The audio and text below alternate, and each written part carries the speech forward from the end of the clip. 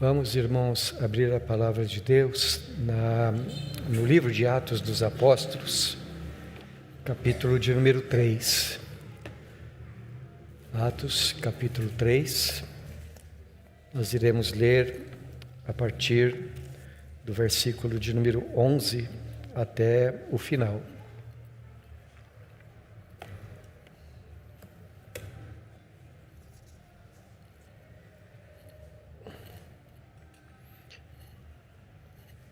Apegando-se ele a Pedro e a João, todo o povo correu atônito para junto deles no pórtico de Salomão.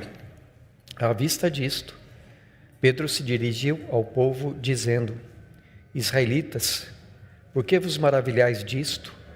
Ou por que fitais os olhos em nós, como se pelo nosso próprio poder ou piedade o tivéssemos feito andar?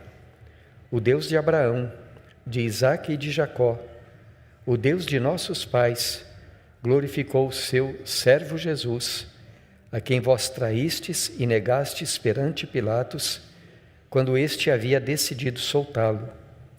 Vós, porém, negastes o santo e o justo e pedistes que vos concedessem um homicida. Dessarte, matastes o autor da vida, a quem Deus ressuscitou dentre os mortos, do que nós somos testemunhas. Pela fé em o nome de Jesus, é que esse mesmo nome fortaleceu a este homem que agora vedes e reconheceis. Sim, a fé que vem por meio de Jesus, deu a este saúde perfeita na presença de todos vós. E agora, irmãos, eu sei que o fizestes por ignorância, como também as vossas autoridades, mas Deus assim cumpriu o que dantes anunciara, por boca de todos os profetas, que o seu Cristo havia de padecer. Arrependei-vos, pois, e convertei-vos para serem cancelados os vossos pecados, a fim de que da presença do Senhor venham tempos de refrigério, e que envie Ele o Cristo, que já foi vos designado, Jesus, ao qual é necessário que o céu receba, até aos tempos da restauração de todas as coisas, de que Deus falou por boca dos seus santos profetas desde a antiguidade. Disse, na verdade, Moisés: o Senhor Deus vos suscitará dentre vossos irmãos um profeta semelhante a mim. A ele ouvireis em tudo quanto vos disser. Acontecerá que toda alma que não ouvir a esse profeta será exterminada do meio do povo. E todos os profetas, a começar com Samuel, assim como todos quantos depois falaram, também anunciaram estes dias. Vós sois os filhos dos profetas e da aliança que Deus estabeleceu com vossos pais, dizendo a Abraão: na tua descendência serão abençoadas todas as nações da terra. Tendo Deus ressuscitado o seu servo, enviou-o primeiramente a vós outros para vos abençoar, no sentido de que cada um se aparte das suas perversidades. Amém. Que o Senhor nos oriente na meditação da sua palavra. Quando eu era menino, eu tinha um colega, um vizinho, na verdade, morávamos bem perto, e éramos muito próximos.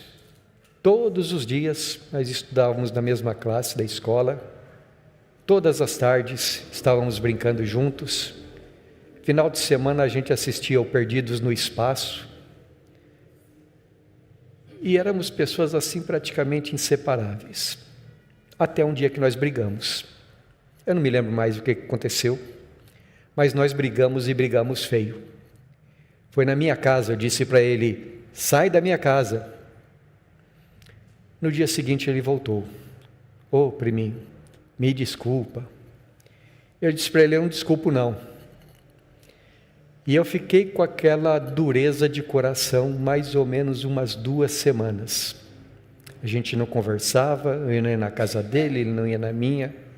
Até que umas 2 semanas depois, nós, sem querer, nos encontramos na casa de uma terceira pessoa. E ficamos ali, um do lado, outro do outro. Como dizia antigamente, emburrados. né?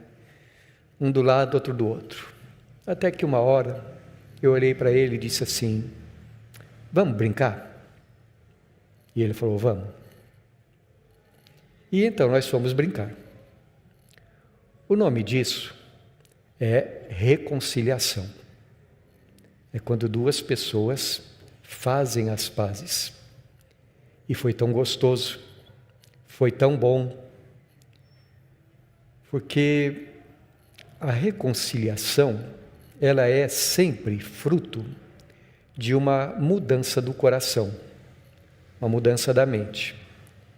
2 semanas antes, o coração do meu amigo já havia mudado. Ele já havia se arrependido daquilo que havia feito. Só que o meu coração continuou duro.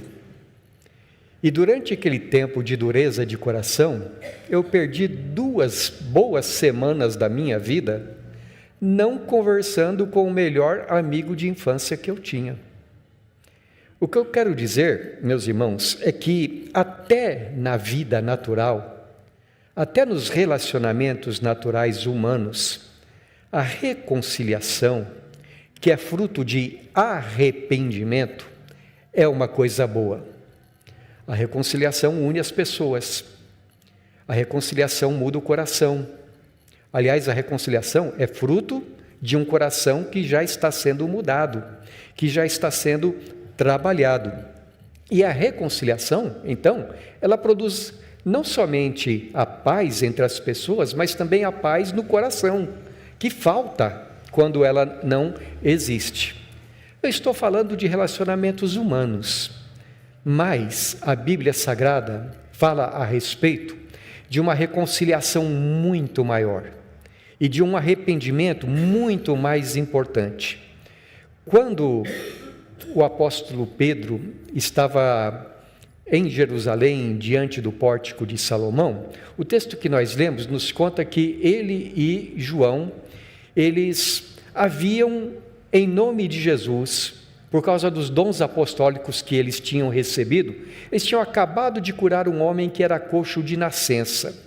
Esse homem vivera até aquele dia, ali na porta do templo, pedindo esmolas, dependendo das esmolas do povo, mas quando Pedro e João naquele dia foram ao templo para orar, ele recebeu algo muito maior do que uma esmola, porque Pedro e João disseram para ele: em nome de Jesus, eu te digo, levanta-te. E aquele homem então aprumou-se na hora, aquele homem se viu curado na hora.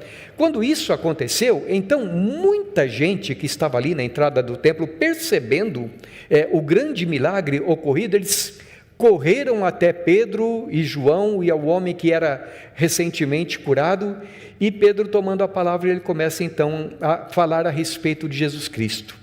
E ele diz para as pessoas: não pensem que foi pelo nosso próprio poder ou piedade que nós fizemos isso, mas nós fizemos isto, e Pedro começa então a pregar o Evangelho, em nome daquele que os antigos profetas já haviam anunciado, que viria ao mundo para abençoar o povo de Israel e para abençoar todos os povos do mundo também. Nós fizemos isto em nome daquele que é o Filho, o servo de Deus, santo e justo, aquele que veio trazer para nós a mensagem do Senhor. E nós fizemos isso em nome daquele que é o autor da vida. Mas que interessante, Pedro diz: o autor da vida que vocês mataram, que vocês tiraram a vida dele, mas Deus, que estava sobre ele, o ressuscitou dentre os mortos e o levou para o céu, onde ele está governando à direita de Deus. Céus que vão contê-lo até o dia em que Deus mesmo preparou para que ele, Jesus Cristo, volte. E quando ele voltar, não vai ser apenas um homem que foi curado da sua enfermidade. Não, ele vai restaurar todas as coisas. E no meio disso tudo, enquanto Pedro fala a respeito de quem é Jesus, do que Jesus veio para fazer e que Jesus há de voltar um dia, ele dá um mandamento de Jesus para aquelas pessoas. Versículos 19 e 20, ele diz assim: arrependei-vos, pois, e convertei-vos para serem cancelados os vossos pecados, a fim de que da presença do Senhor venham tempos de refrigério, e que envie ele o Cristo, que já vos foi designado, Jesus. Arrependam-se, diz o apóstolo Pedro, isto é, mudem de atitude e convertam-se, isto é, mudem o rumo da vida de vocês, e vocês serão abençoados, porque quando vocês fizerem isto, Cristo virá até vocês, seus pecados serão cancelados, vocês conhecerão tempos de refrigério. Arrependimento, meus irmãos, neste sentido, em que é usado aqui na palavra de Deus, é mais do que reconciliação entre seres humanos, é reconciliação entre Deus e o ser humano. Arrependimento, no sentido bíblico da palavra, significa mudança de alma, é uma mudança do nosso coração, é uma mudança no nosso pensamento que nos leva a conhecer Jesus Cristo por meio da fé. Arrependimento, juntamente com fé, são aqueles dois movimentos da nossa alma no dia em que nós ouvimos o Evangelho e cremos. E então deixamos a velha vida para trás e começamos uma nova caminhada na presença de Jesus. Mas num outro sentido, a palavra arrependimento também é usada na Escritura para se referir à nossa maneira de viver diariamente. Isto é, assim como nós começamos a nossa vida cristã através da fé e vivemos toda a nossa vida cristã através da fé, o começo da nossa vida com Deus também é arrependimento e também significa a cada dia nós deixarmos para trás a vida antiga e estarmos cada vez mais parecidos com o Senhor Jesus Cristo. Então eu gostaria de nesta noite, preparando o nosso coração para a ceia do Senhor, meditar com vocês. Aliás, a palavra que eu escolhi foi celebrar com vocês o dom do arrependimento. Essa obra maravilhosa que Deus faz no nosso coração, que nos leva a conhecer Jesus e a cada dia andar com Ele. Primeiramente, eu gostaria de trazer para a nossa recordação o significado dessa palavra, arrependimento. E eu penso que aqui no texto que nós acabamos de ler, o melhor versículo para nós começarmos a comentar o que significa arrependimento é voltando para o versículo 26, onde o apóstolo Pedro diz assim: tendo Deus ressuscitado o seu servo, enviou-o primeiramente a vós outros para vos abençoar, no sentido de que cada um se aparte das suas perversidades. Aqui nós vamos ter o apóstolo Pedro descrevendo o que acontece quando o arrependimento ocupa a nossa mente e o nosso coração. No versículo 19, Pedro já havia usado essas duas palavras importantes: arrependei-vos e convertei-vos. Vocês devem se recordar, várias vezes que eu já disse para vocês, o significado da palavra grega, né? A palavra grega arrependimento. Lembram? Metanoia, que significa mudança de pensamento, né? É por isso que tem gente hoje em dia que fala de noia, né? O que é uma pessoa noia, dona Sueli? É uma pessoa que está com a cabeça meio fora do lugar, né? Mas a palavra grega significa isso, é quando uma pessoa, na sua mente, ela entende que ela está errada e então ela transforma o seu pensamento. Meta significa acima, quer dizer, ela muda de pensamento, mas ela muda o pensamento para algo superior, para algo melhor.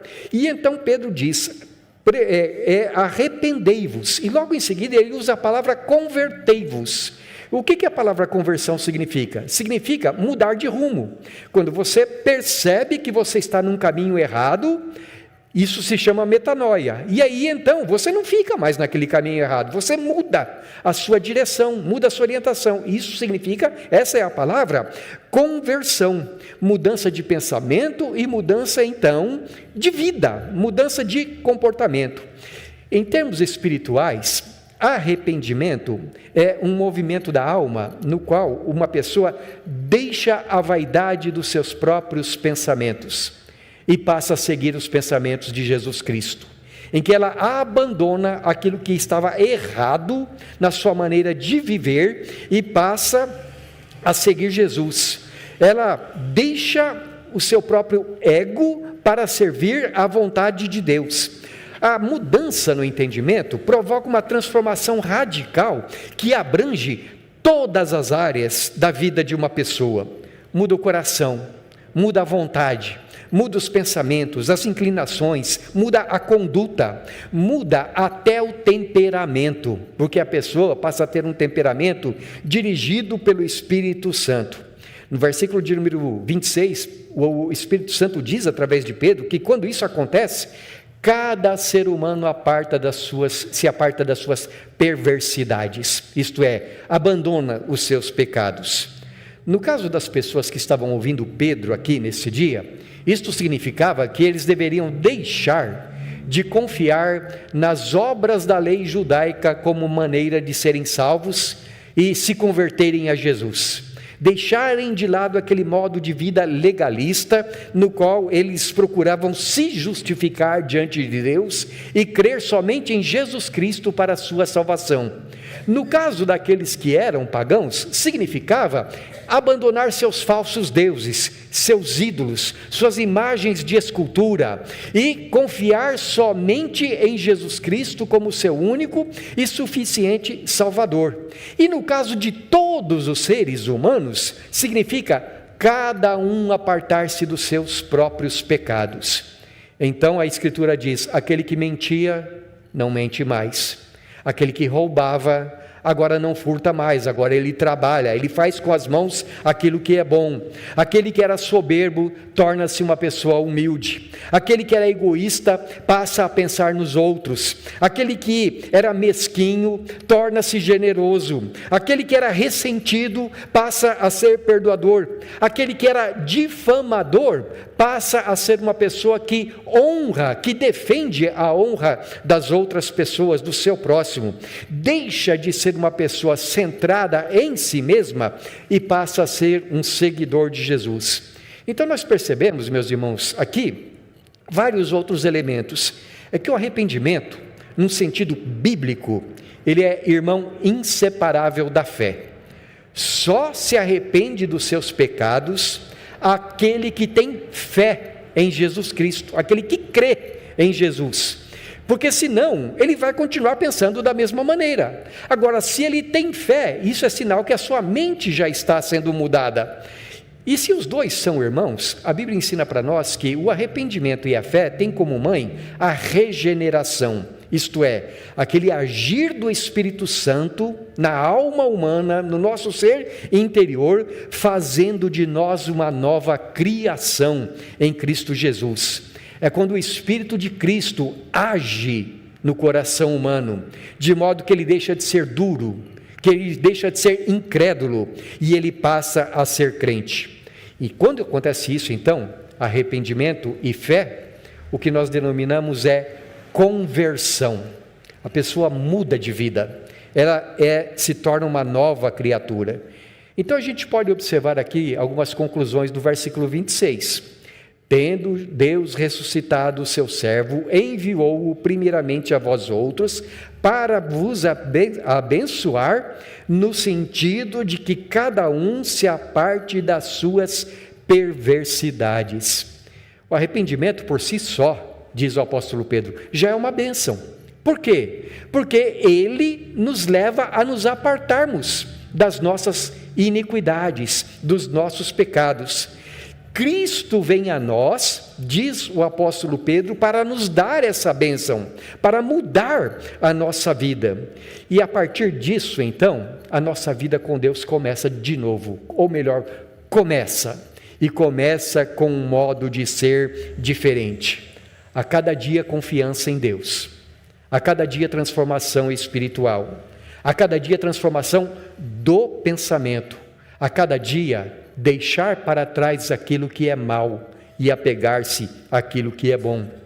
A cada dia, um modo de vida espiritualmente sadio, no qual todas as vezes em que nós percebemos que estamos pensando errado e fazendo errado, todas as vezes que o nosso coração se desvia, nós nos convertemos ao Senhor diariamente, isto é, corrigimos aquilo que está errado, confessamos nossos pecados, renovamos a nossa comunhão com Deus. O arrependimento, às vezes, é uma coisa dolorosa, porque nem sempre é fácil nós nos desapegarmos àquilo que é do velho homem, aquilo que é a velha maneira de viver. Às vezes o arrependimento, como diz o apóstolo Paulo, 2 Coríntios capítulo 7, versículo 10, traz pesar ao nosso coração. Mas uma coisa é certa, o fruto do arrependimento é sempre alegria no Espírito Santo. O fruto do arrependimento é sempre bênção na nossa vida. Então vamos ver, em primeiro lugar, de acordo com o texto aqui, qual é a primeira bênção que nós podemos considerar que é fruto do arrependimento.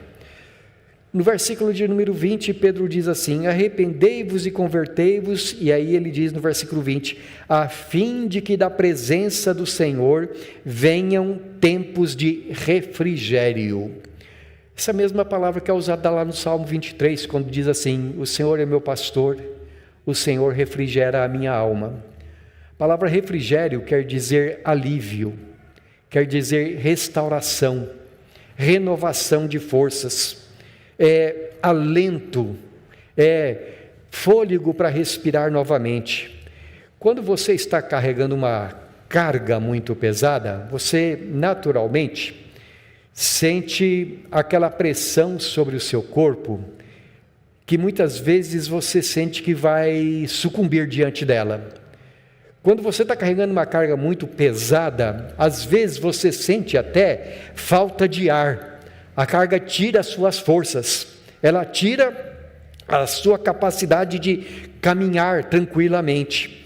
Ora, a Bíblia diz para nós que pecados, perversidades, pensamentos mundanos, sentimentos carnais, idolatrias e qualquer outro pecado são pesos para a nossa alma, tiram a nossa paz, tiram o nosso vigor, são tormentos para a nossa consciência, são torturas para o nosso coração, são infernos nos nossos relacionamentos. Primeiramente porque pecado é uma coisa que entristece a Deus. Mais do que isso, é uma coisa que ofende a Deus e então entristece o Espírito Santo. Como diz o apóstolo Paulo, apaga o Espírito de Deus na nossa vida.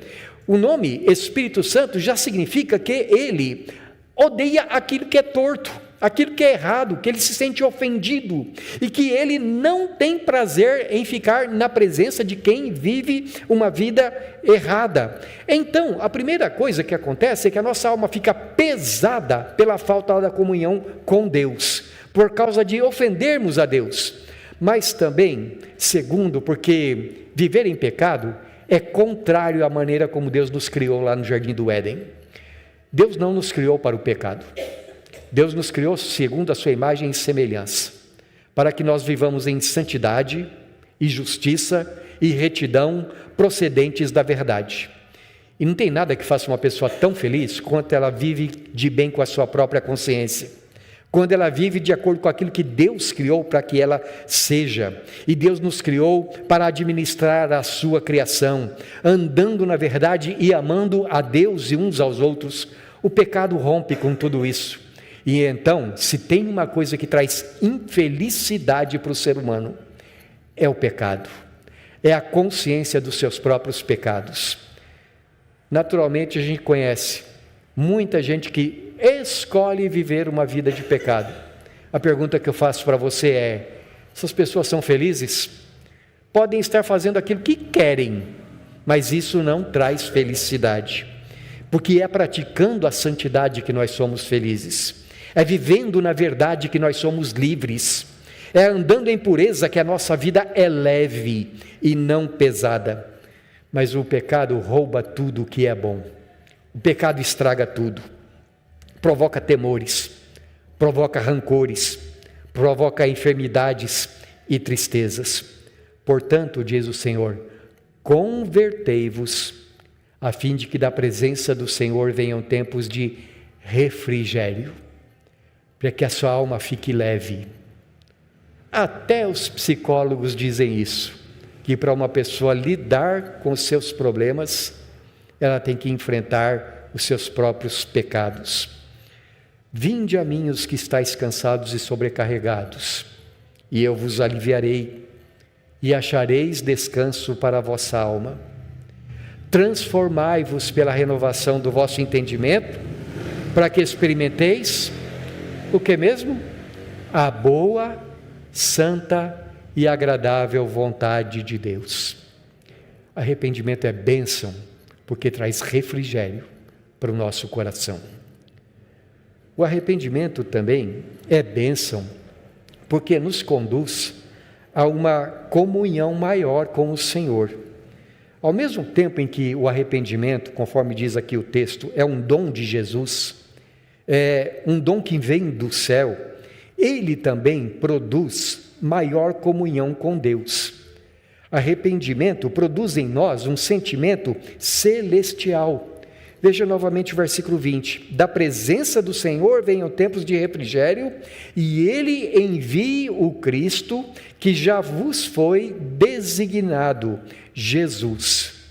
O Novo Testamento fala sobre a vinda de Jesus, depois da sua ressurreição, de duas maneiras.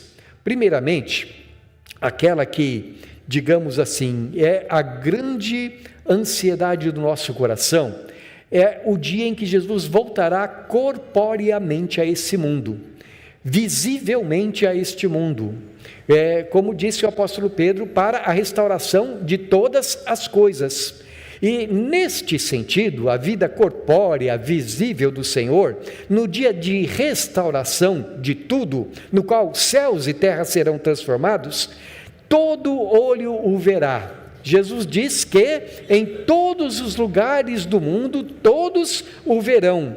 O mundo inteiro estará na presença dele, e todos, cada um dos seres humanos, de todos os tempos, cada um será julgado de acordo com as suas obras. Aqueles que tiverem se convertido ao Senhor, lavados com o sangue precioso de Jesus, estes viverão neste universo restaurado, nos quais habita a justiça. Como diz o Apocalipse, comerão dos frutos da árvore da vida, que é para a cura de todas as nações, e nunca mais precisarão ser curados de nada. A vida será eterna e a comunhão com Deus para sempre. Mas os que estiverem de coração endurecido, aqueles que tiverem se recusado a receber o amor de Deus, esses serão banidos eternamente da presença do Senhor. Entanto, aqui nos versículos 20 e 26, Pedro está falando da vinda de Jesus num outro sentido que a gente vê também no Novo Testamento. Não é naquele dia futuro que vai se manifestar quando da restauração de todas as coisas, e sim espiritualmente agora, para todo aquele que se arrepende, aqueles que atendem o mandamento do Senhor e se convertem, para afastá-los dos seus pecados. Jesus vem nesse sentido morar na vida, no coração de todo aquele que se converte a Ele. E em relação a isso, eu gostaria, meus irmãos, de relacionar a promessa aqui com uma fala de Jesus lá em João capítulo 14. Eu peço que os irmãos, por favor, abram as suas Bíblias ali. João capítulo 14, versículos 21 a 23. Na última noite em que o Senhor Jesus Cristo está falando com os discípulos, antes de dar a sua vida por nós ali na cruz, Jesus diz assim para eles, para os seus discípulos: aquele que tem os meus mandamentos e os guarda, esse é o que me ama, e aquele que me ama será amado por meu Pai, e eu também o amarei e me manifestarei a ele. Disse-lhe Judas, não o Iscariotes: de onde procede, Senhor, que estais para manifestar-se a nós e não ao mundo? Respondeu Jesus: se alguém me ama, guardará a minha palavra, e meu Pai o amará, e veremos para ele e faremos nele morada. Você percebe? Aqui Jesus não está falando da sua manifestação visível no dia do juízo final. Ele está falando sobre algo que aconteceria em breve. E Jesus disse assim: olha, vocês me verão, mas o mundo não verá. Então um dos discípulos perguntam: Senhor, como é que vai ser isso? Que o Senhor vai se manifestar a nós, mas não ao mundo? E Jesus disse: se alguém guardar a minha palavra, eu e o Pai viremos para ele e faremos nele morada. Irmãos, como é que eu posso explicar a grandeza disto? Deus o Pai e Deus o Filho habitando no nosso coração, deleitando-se em nós, tendo prazer em fazer morada aqui dentro, habitação aqui dentro, deleitando-se em nos abençoar, alegrando-se em nós. Certa ocasião, algumas pessoas estavam muito indignadas com Jesus, porque, segundo elas, Jesus andava em más companhias. Jesus escolhia os amigos errados. E então Jesus explicou para elas como é que ele via, o ponto de vista dele. Eu peço que você, por favor, abra lá em Lucas capítulo 15 agora, versículos 1 e 2. E o texto diz para nós que Jesus estava cercado de publicanos, de pecadores, e algumas pessoas reagiram diante disso. Eu vou ler para os irmãos. Está escrito assim: aproximavam-se de Jesus todos os publicanos e pecadores para o ouvir. E murmuravam os fariseus e os escribas, dizendo: este recebe pecadores e come com eles. Então, a partir do versículo 3, o Senhor Jesus começa a contar uma parábola. Ele conta uma parábola com 3 histórias, mostrando o que realmente estava acontecendo. Primeiro a história da ovelha perdida, depois a história da moeda perdida e depois a história dos filhos perdidos. E ele conta na sua parábola que quando o pastor encontra a ovelha que se perdeu, quando a mulher encontra a moeda que se perdeu, quando o pai reencontra o filho que estava perdido, os 3 ficam muito felizes. O propósito da parábola é contar, mostrar a alegria que existe no coração de alguém quando ele reencontra uma coisa que ele perdeu. E o que Jesus quer dizer nessas 3 histórias, meus irmãos, é como Deus fica feliz quando um pecador se arrepende, quando um filho perdido volta para casa. Veja, no versículo de número 10 está o grande centro da história de Jesus aqui. Eu vos afirmo que de igual modo há júbilo diante dos anjos de Deus por um pecador que se arrepende. E é por isso que nós não devemos desprezar nenhum pecador, porque todo pecador pode ser alcançado pela graça de Deus. E é por isso também que nós precisamos a cada dia dar prazer ao coração de Deus. Isto é, a cada dia abandonar de nossa vida aquilo que é errado. Deus ama quando um pecador deixa a incredulidade e se converte a Jesus através da fé. Deus ama quando um idólatra, quando um adorador de imagens deixa as suas imagens para amar somente a Jesus, crer nele como seu único e suficiente Salvador. Deus ama quando um criminoso abandona a sua vida errada, quando um marido infiel passa a ser fiel, quando um escravo do álcool, das drogas, da pornografia, da mentira, se aparta dos seus pecados. E Deus também ama quando um convertido a ele, a cada dia, transformando-se pela renovação do seu entendimento, não se conformando com o mundo, aprende a ter a mente de Cristo. Quando um crente a cada dia se corrige, quando ele aprende a viver mais humildemente, mais amoroso, mais grato, mais servo, isso agrada ao coração de Deus. Tem mais alegria no céu quando ele vê alguém se convertendo, se corrigindo, do que quando ele vê 100 pessoas que não veem necessidade de arrependimento. Quando um crente comete um pecado, quando um crente se afasta da presença do Senhor e se quebranta, na presença do Senhor, então a festa no céu também.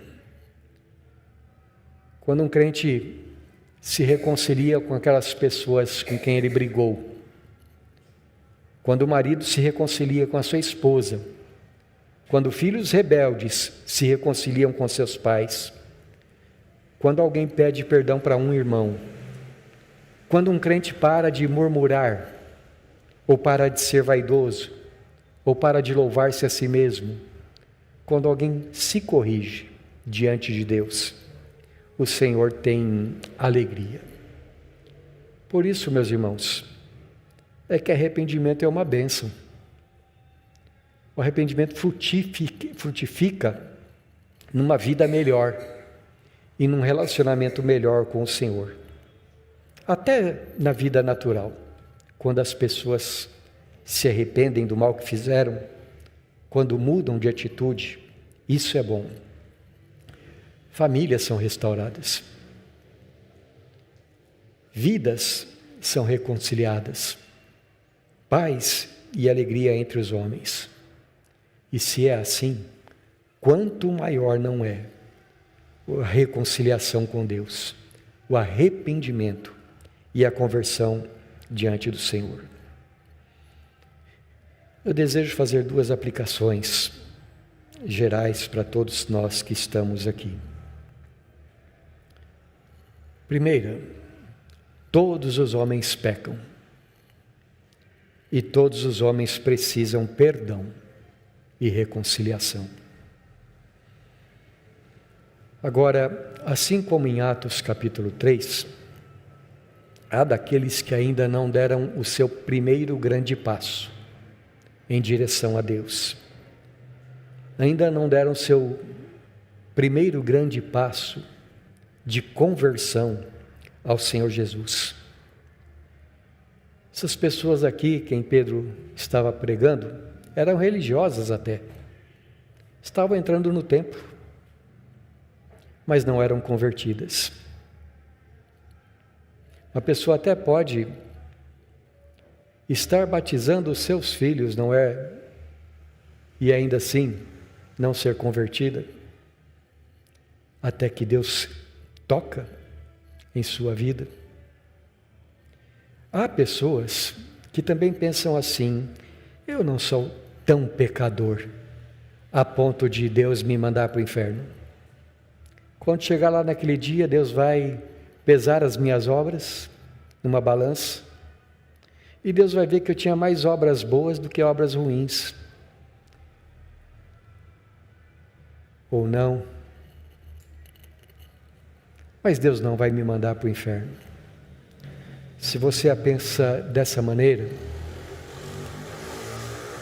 é porque você não entendeu ainda o quanto Deus odeia o pecado, o quanto Deus é santo.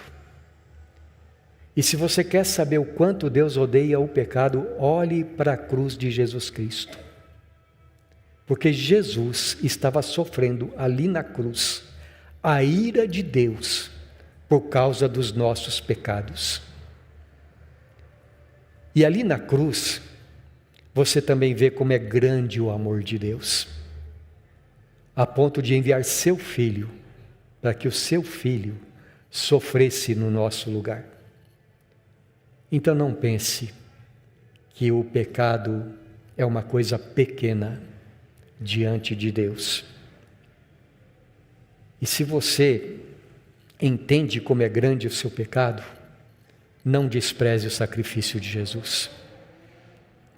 Não despreze o sacrifício de Jesus confiando nas suas próprias obras. Não despreze o sacrifício de Jesus orando a outros deuses, buscando perdão em outra pessoa, em outro lugar, a não ser em Jesus. Não creia em homens, por mais perfeitos que sejam. Nenhum outro nome dado entre os homens é poderoso para nos dar salvação, a não ser em Jesus.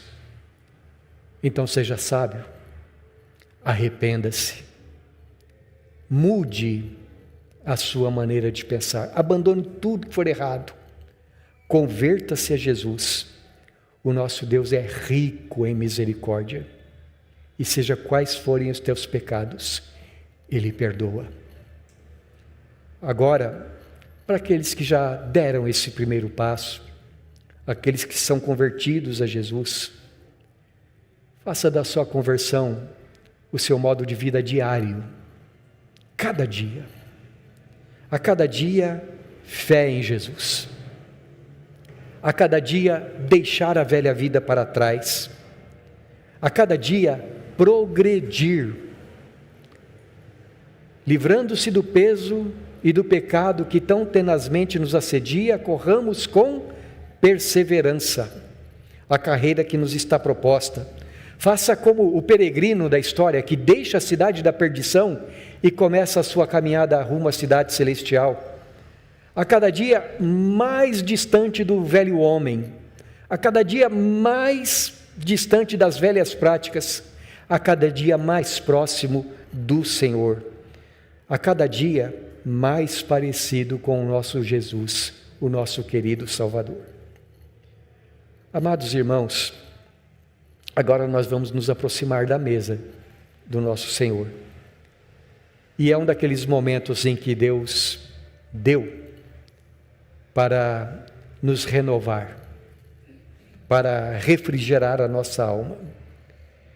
Um daqueles momentos que Ele concede para nós, para que, mediante a fé em Jesus e à luz da Sua palavra, nós examinemos a nossa consciência. Nós examinemos os nossos caminhos, o nosso coração, e se percebermos que precisamos nos arrepender de alguma coisa, é um momento dado por Deus. Nos arrependamos e confessemos ao Senhor.